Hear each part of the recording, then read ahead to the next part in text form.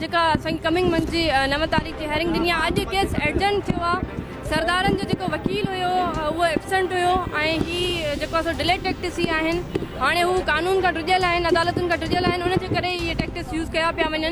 पर असां पुरुमीद आहियूं, इनशाअल्लाह अदलिया मां असांखे यकीन आहे, छो त अदालतूं जेके आहिनि मज़लूमनि सां इंसाफ़ करण जे लाइ आहिनि ऐं जेको फ़ैसिलो आयो आहे सभिनि जे साम्हूं इहा वाज़े थी चुकी आहे शइ त असां मज़लूमनि जो अञा बि एतमाद वधियो आहे अदालतुनि ते। मुंहिंजो शुरू खां एतमाद हुयो ऐं इनशाअल्लाह असांजो एतमाद क़ाइमु आहे।